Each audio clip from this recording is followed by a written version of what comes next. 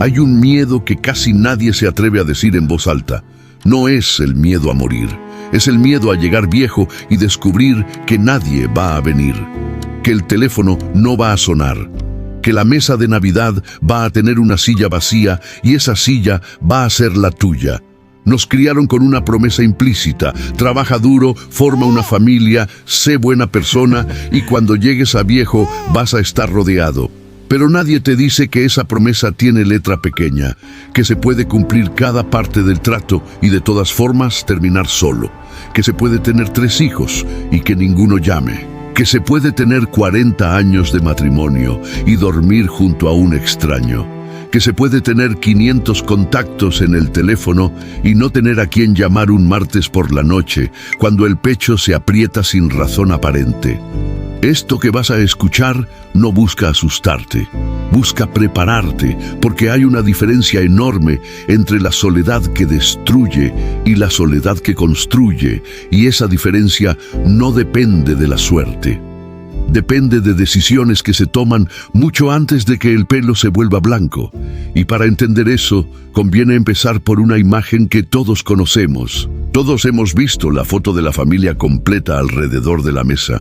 El abuelo en la cabecera, los nietos corriendo, alguien sirviendo algo que huele a infancia.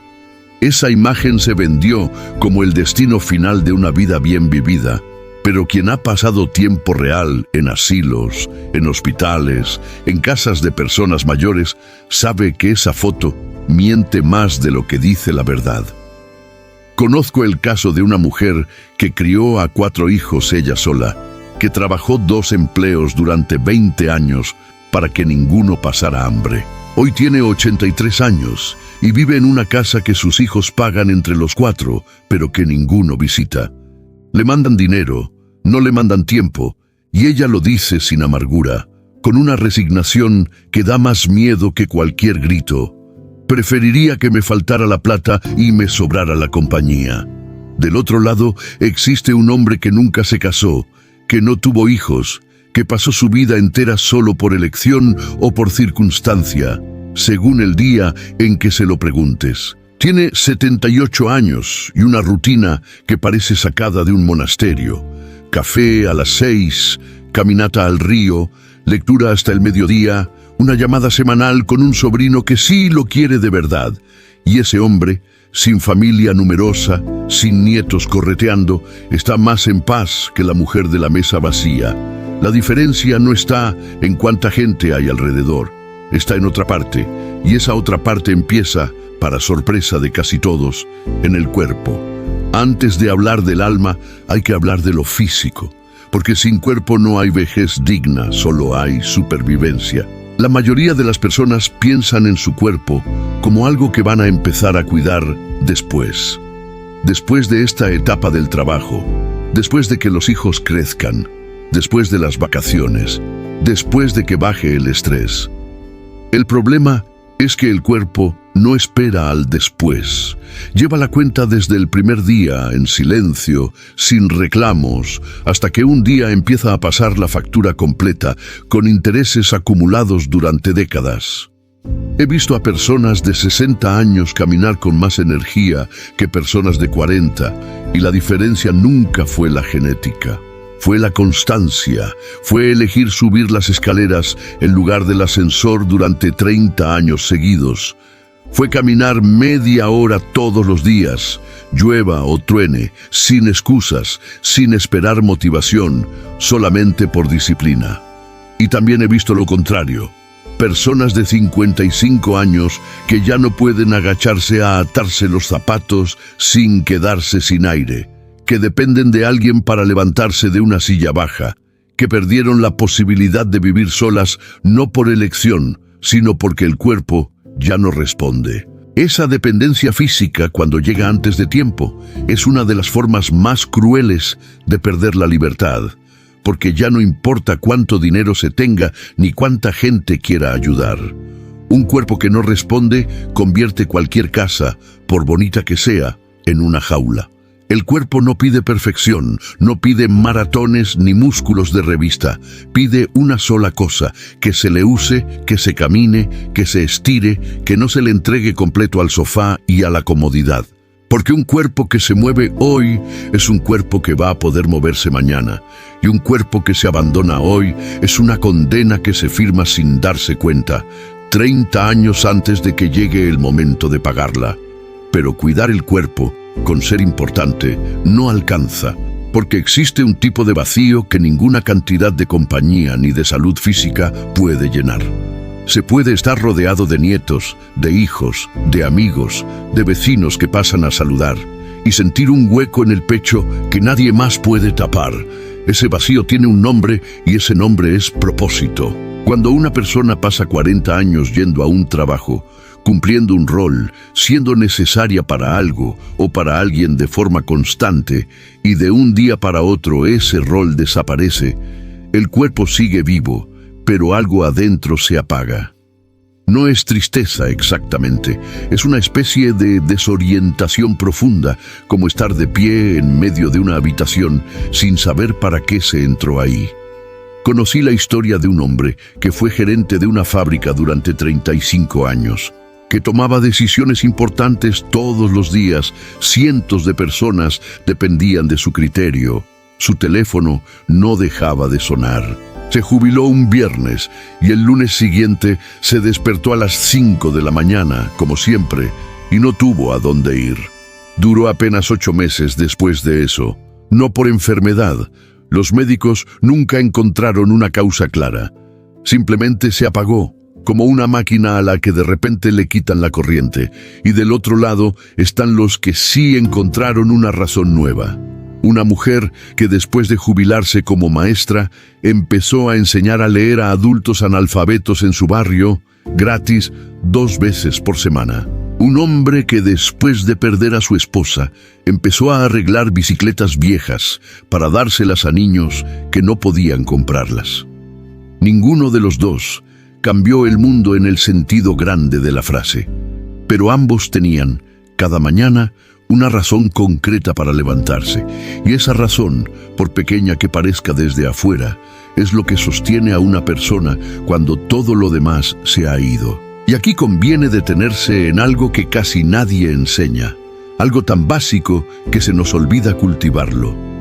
De todas las relaciones que una persona construye en la vida, hay una que casi siempre se descuida más que ninguna, y es la relación con uno mismo.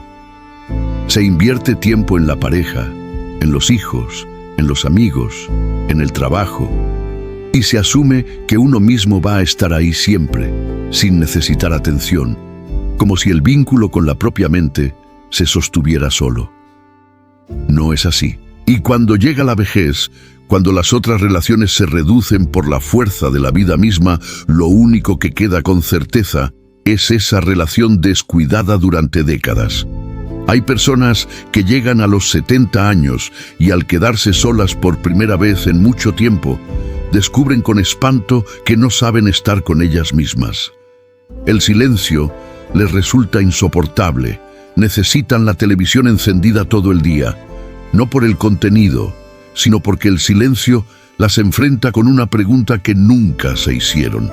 ¿Quién soy yo cuando nadie me está mirando? Esa pregunta, evitada durante toda una vida productiva, llega tarde y golpea fuerte. En cambio, existen personas que cultivaron esa relación desde jóvenes, que aprendieron a sentarse con sus propios pensamientos sin necesidad de llenar cada minuto de ruido, y para ellas, la soledad de la vejez no es una tortura, es un reencuentro.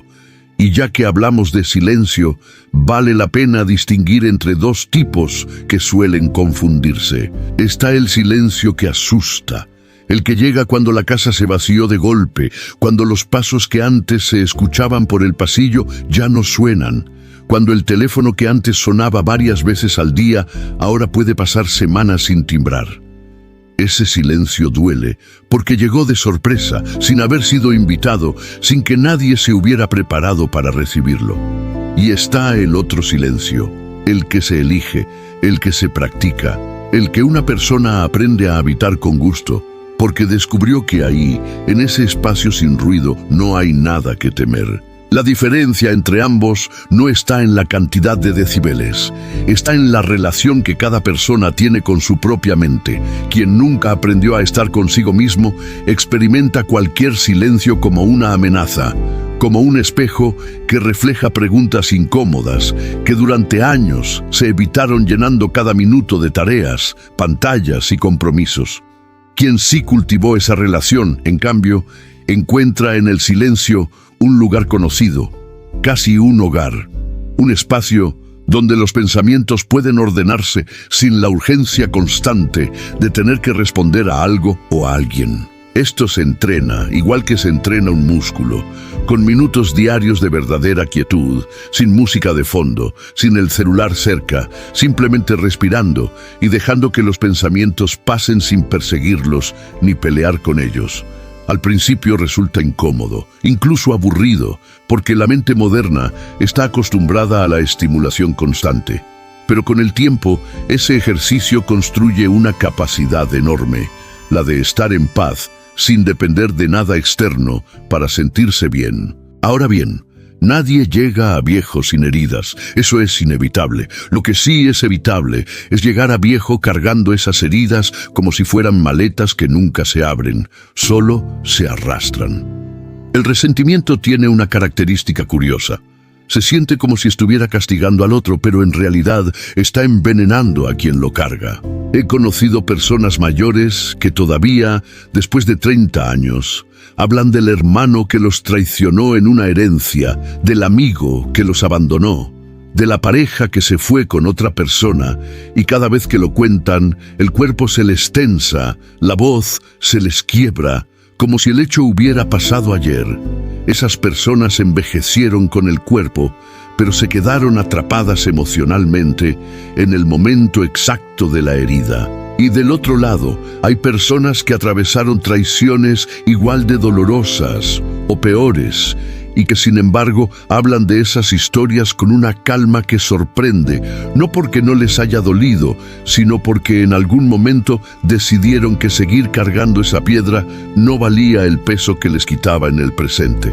Perdonar no significa decir que lo que pasó estuvo bien. Significa decidir que uno ya no quiere pagar con su paz actual una factura del pasado. Y esa decisión, aunque parezca simple dicha así, es probablemente uno de los trabajos internos más difíciles que existen y también uno de los más urgentes, porque el resentimiento no espera a que uno esté listo para soltarlo, sigue ahí, cobrando intereses año tras año hasta que un día ya no queda tiempo para saldarlo. Y hablando de lo que se carga y de lo que se suelta, hay algo más que conviene decir con claridad, porque es uno de los malentendidos más grandes que existen alrededor de envejecer bien. Se piensa que si se ahorra suficiente dinero, si se deja resuelta la parte económica, entonces la vejez está garantizada, tranquila, cubierta, y el dinero ayuda, nadie lo va a negar. Ayuda a pagar médicos, a tener una casa digna, a no depender de la caridad de otros para comer. Pero el dinero tiene un límite muy claro que casi nadie quiere reconocer a tiempo. No compra compañía verdadera, no compra paz interior, no compra una mente curiosa, no compra el perdón de una herida vieja.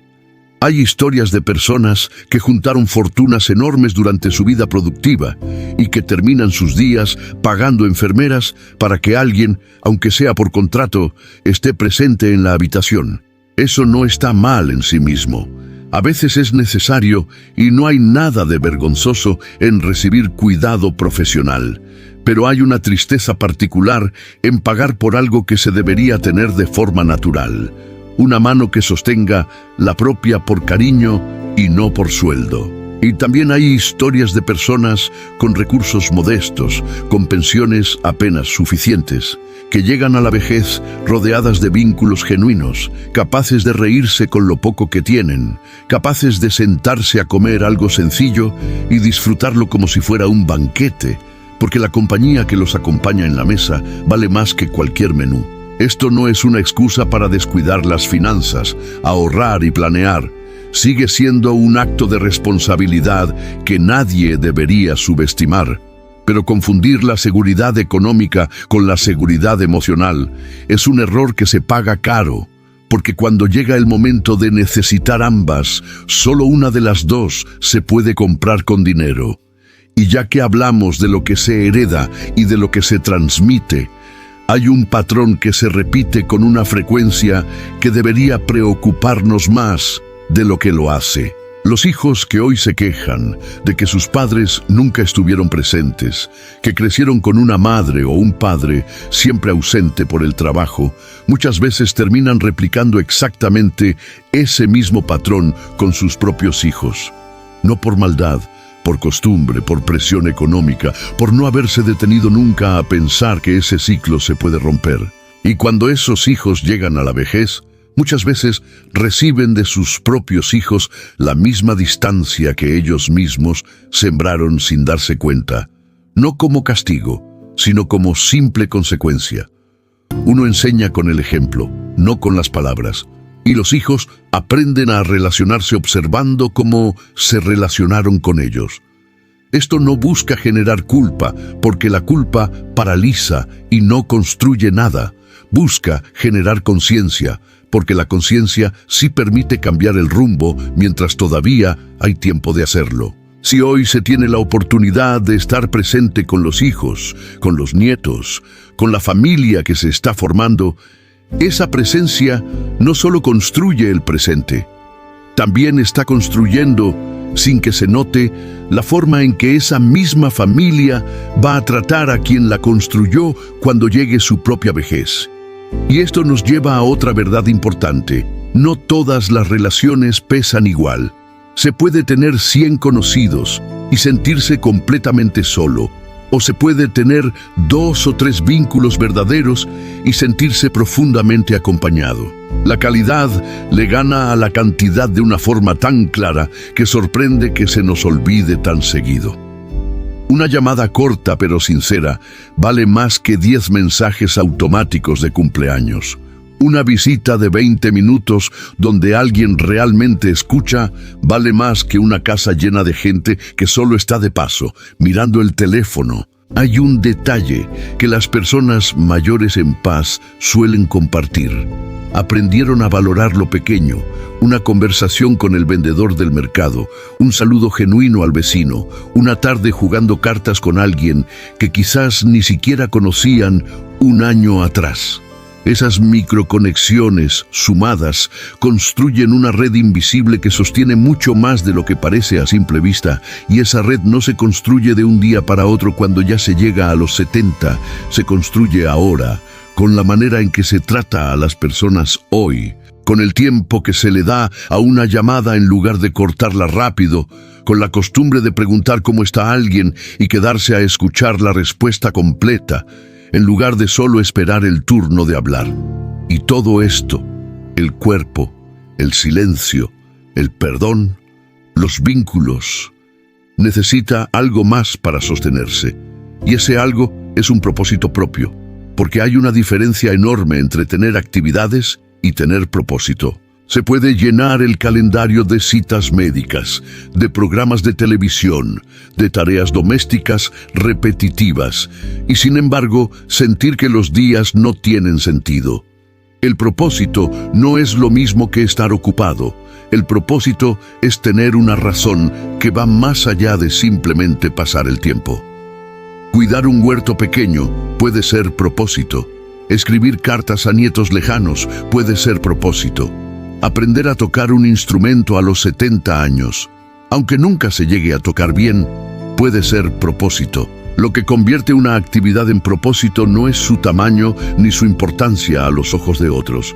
Es la sensación interna de que eso importa, de que el mundo sería un poco distinto si esa actividad no se hiciera. Y ese sentido no aparece mágicamente el día de la jubilación.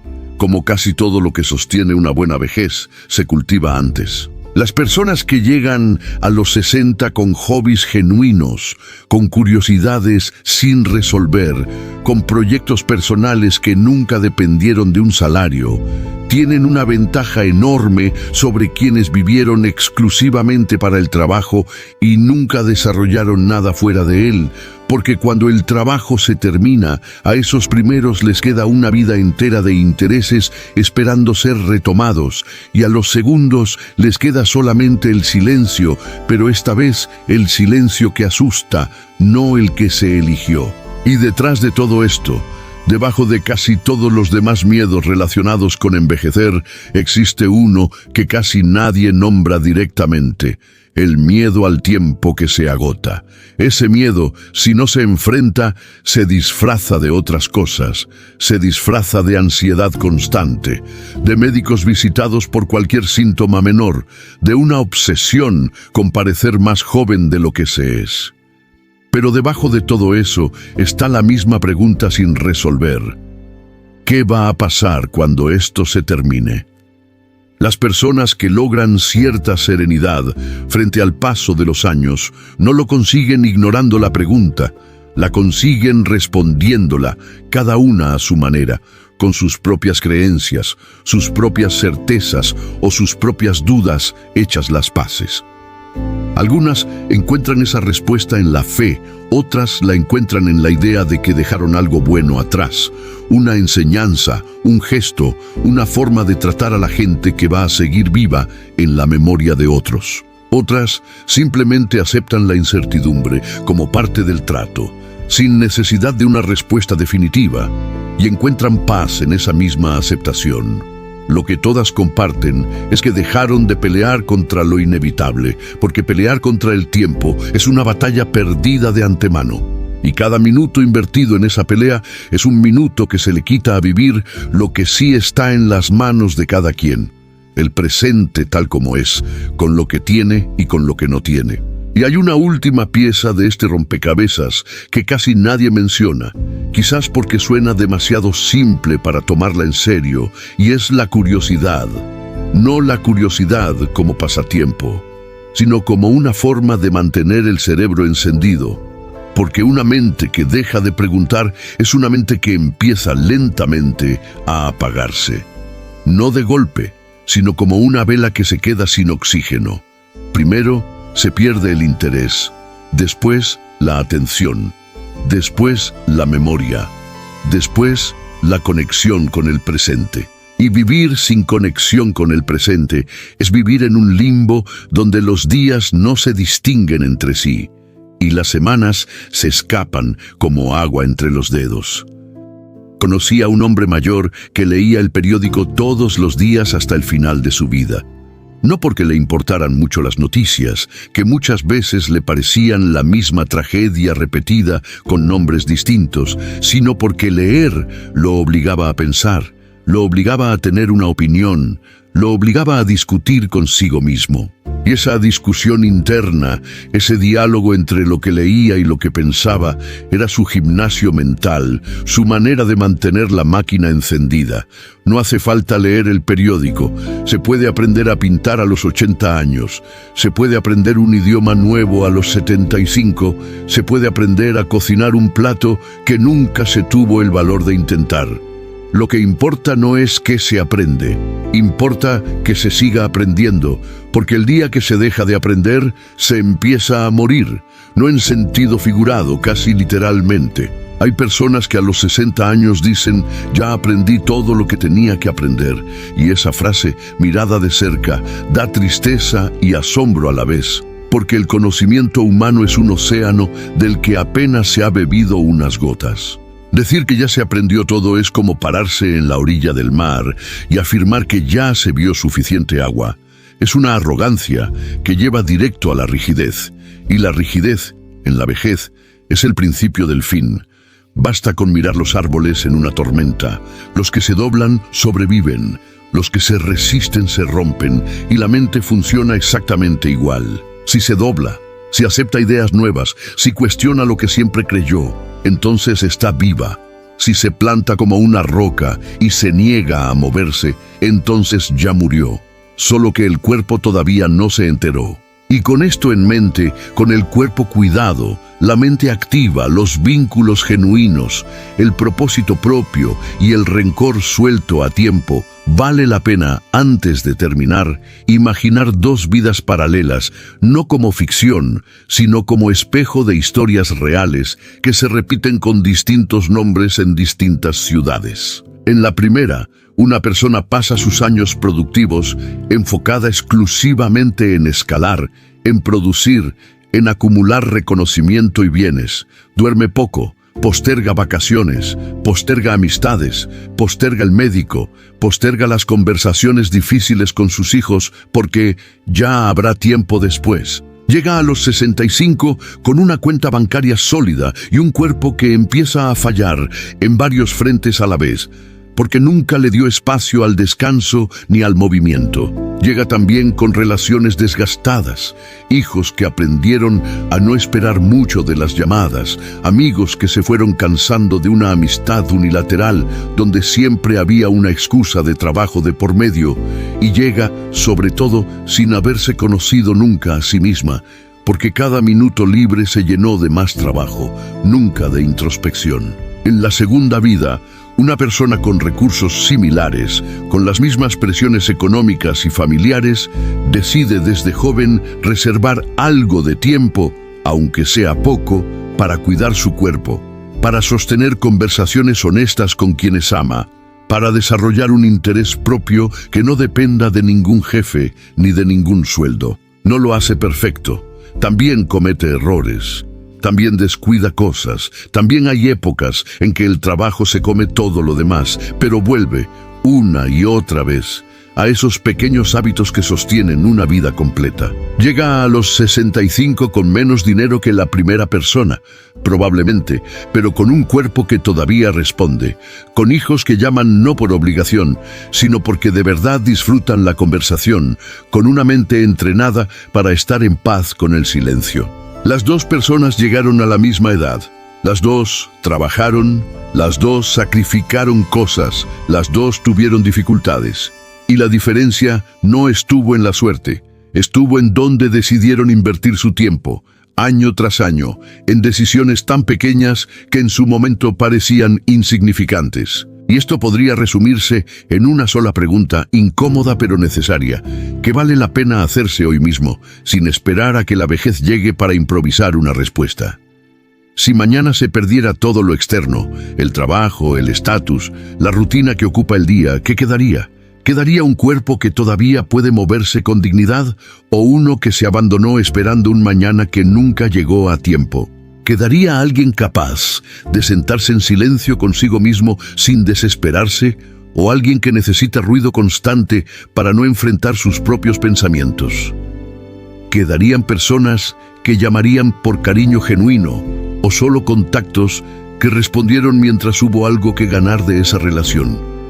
¿Quedaría un motivo propio para levantarse mañana, o solo la inercia de seguir respirando sin saber muy bien para qué? Estas preguntas no tienen una respuesta perfecta, y nadie está exento de sentir, al hacérselas, cierto vacío o cierta incomodidad, y eso está bien. De hecho, esa incomodidad es exactamente la señal de que todavía hay tiempo de hacer algo distinto, porque quien ya no siente nada frente a estas preguntas es quien realmente debería preocuparse. La vejez, al final, no es más que la suma de todas las decisiones pequeñas tomadas durante años.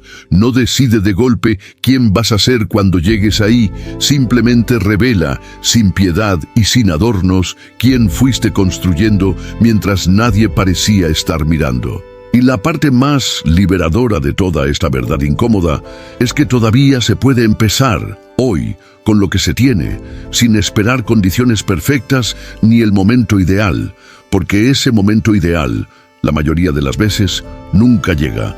Solo llega el hoy, una y otra vez, disfrazado de mañana. La pregunta no es si vas a estar solo alguna vez en la vida, eso, tarde o temprano, le pasa a casi todos. La pregunta real es si, cuando llegue ese momento, la persona con la que te vas a quedar te resulta alguien con quien vale la pena estar. Y esa respuesta no se improvisa el día que la vida se queda en silencio. Se construye antes, con paciencia, con constancia, con la misma disciplina con la que se construye cualquier otra cosa que de verdad importa. Se construye eligiendo, cada día, un poco de movimiento en lugar de un poco más de sofá. Eligiendo una conversación honesta en lugar de una discusión evitada por comodidad. Eligiendo perdonar antes de que el rencor se vuelva una costumbre imposible de romper. Eligiendo aprender algo nuevo aunque ya no haya ningún examen que lo exija. Eligiendo, sobre todo, conocerse un poco más cada año en lugar de huir de esa tarea hasta que ya no queda tiempo para completarla. Nadie llega a la vejez sin pérdidas.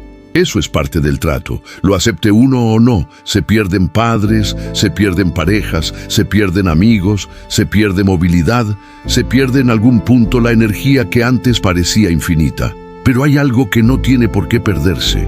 Algo que depende casi por completo de las decisiones tomadas mucho antes de que la vejez toque la puerta. La relación con uno mismo, el propósito propio, la paz interior, la capacidad de conectar de verdad con quien esté presente en cada momento. Eso no lo da la suerte, eso no lo da la genética, eso se siembra un día a la vez con la misma paciencia con la que un árbol viejo, torcido por años de viento, sigue de pie dando sombra. No porque alguien se lo haya pedido, sino porque eso es, sencillamente, lo que hacen los árboles que decidieron seguir vivos hasta el final. Y quizás esa sea la imagen con la que conviene quedarse después de todo este recorrido. No la de una vejez perfecta, sin dolor, sin pérdidas, sin arrugas ni achaques, sino la de una vejez de pie, torcida quizás, cansada quizás, pero entera por dentro, sostenida no por lo que la rodea, sino por lo que durante toda una vida se decidió construir en el lugar donde nadie más puede entrar a construir por uno, adentro,